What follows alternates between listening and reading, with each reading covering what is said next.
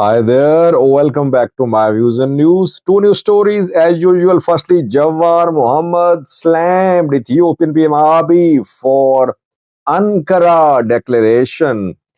I think Jawar agreed with my conclusion of the analysis of Ankara declaration. I did a video yesterday. I shared my views about Ankara declaration. What did Jawar say, by the way?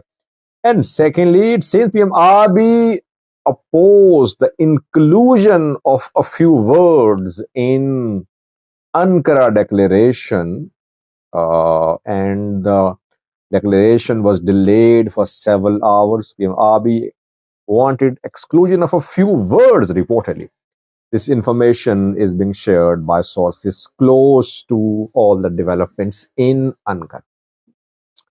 Let's start with the first story about Jawar Mohammed. Jawar is busy these days. He knows that almost a year is remaining to the next election. He wants to be active, at least in social media. He's active, not in practical politics, but in social media, he's very active. He comments about each and every key development of national significance, of regional significance. Almost on daily basis, we see his posts, his tweets, etc. Jawar expressed his views about Ankara Declaration signed by Ethiopian PM Abiy and the president of Somalia, Hassan Sheikh. He said that Ethiopian PM agreed to respect Somalia's sovereignty and territorial integrity in the declaration. It means that now Ethiopia cannot implement MOU with Somaliland. Ethiopia cannot recognize Somaliland as a country. Secondly, he said that Ethiopia only got access to sea in this declaration, which already it has.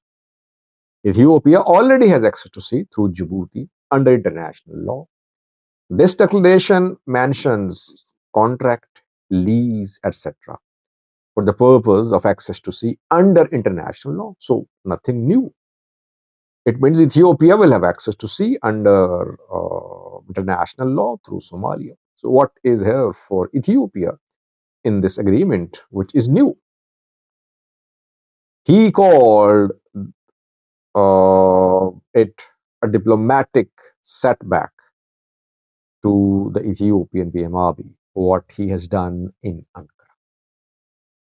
Basically, Jawar is not opposing the Ankara declaration, but he's criticizing the Prime Minister of Ethiopia that he had some big regional ambitions which were not grounded in reality. He could not achieve his ambitions, and now he's facing a diplomatic setback. Setback not for Abiy, but for obviously Ethiopian. I would agree with Jawar because this is what I said yesterday. This is what my reading of Ankara Declaration is. Especially if Ethiopia does not get any military base in Somalia, it means that it just got nothing. But if Ethiopia gets access to sea through Somalia on better commercial terms through a lease agreement, perhaps it would help Ethiopian economy. Keeping in view the pressure Ethiopia has exerted on Somalia in the last 1 year, I think Somalia will make some concessions. Ethiopia will get a better deal from Somalia than it has with Djibouti. So we'll have to wait, I think. Let's wait for the final outcome. Talks will start next month.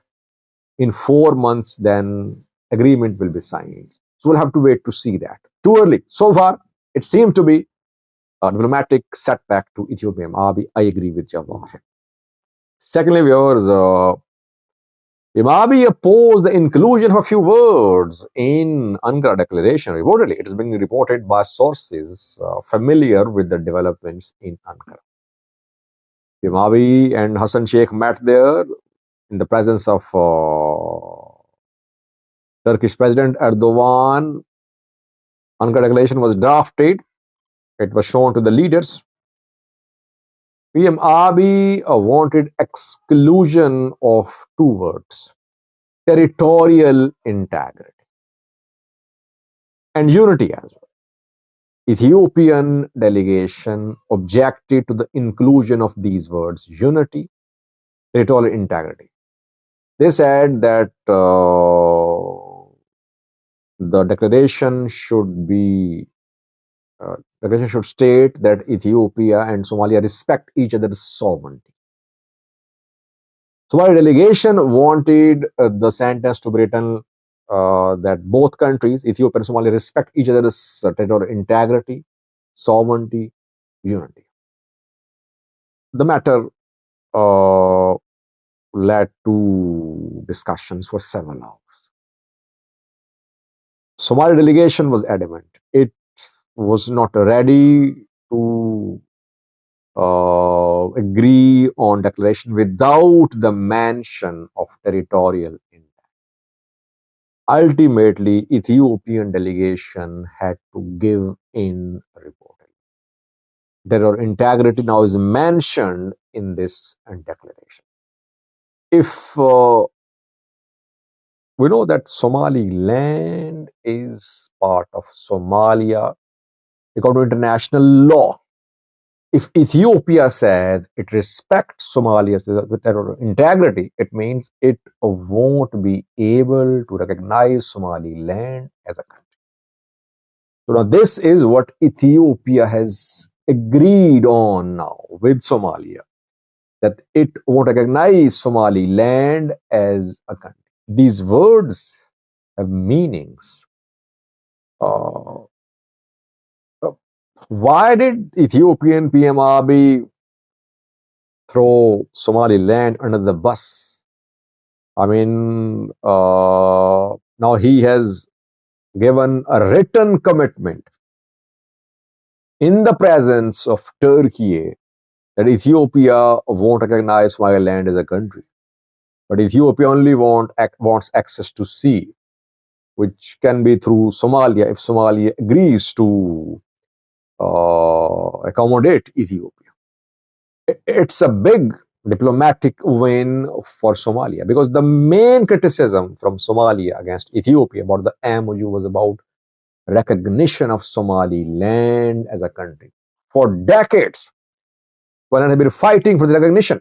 No country ever came close to recognize Somaliland as a country. This was the first time that a country, neighboring country, was agreeing to recognize Somaliland as a country. Musibi Abdi and PM Abiy, I think, delayed the implementation of the MOU. Several players became involved. Ultimately, it led to Ethiopia withdraw from its MOU unofficially. Ethiopia has not withdrawn from the MOU so far officially. But the way it has now shown its commitment to Somalia's sovereignty, territorial integrity, it means that basically Ethiopian MOU with Somaliland is now becoming insignificant. But still, a lot will happen in the next 4 months. You see. Today, look at that in today's live chat. Thanks for watching.